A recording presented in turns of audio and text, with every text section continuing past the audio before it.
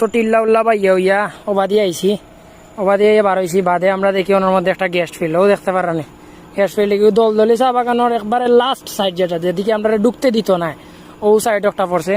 তো ও দেখতে পারা মানে কি পরিমাণে এনার মধ্যে জকরি মকরি লাগাইল, ও দেখলানি গেস্ট ফিল্ডর জিও। এরপরে ইটাবায় তারা সারা জিও প্রজেক্ট হল, ইটাবায় তো ঢুকতেও দেয় না। আমরা একবার আসলাম সাইকেল লয়েও কোনো টাকতো আছে না, ওনো আমরা আটকাইলেছি। কিন্তু এখন আমরা আছি বাগানোর সাইডে, দেখতে পারা এই সাইডে লোকে বাগানোর সাইড, আমি গ্রামে গেছি আসলে বাগানোর সাইড। আর আমরা আগে ছোটো থাকতে যে সময় দেখতাম, প্রায় সময় দেখতাম ও যে চুঙ্গা এখান দেখরা নানি লম্বা খাম্বার লাগান, ও চুঙ্গার মধ্যে নানি আলে ওলা দাও দাও করে আগুন জ্বলতো।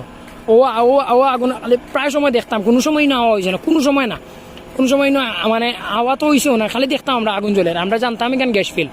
আর ও দেখরা তারা সারা প্রজেক্ট জানি না এটা খেয়ে নিছে, বাট বাংলাদেশ, আমরা বাংলাদেশেরও আমরা এরিয়ারও মানে খাদিম চা বাগানের ভিতরে অন্তর্ভুক্ত হয়েছে। ও পুরা তারার এরিয়া প্রজেক্ট, ও কোনো অ্যাম্বুলেন্স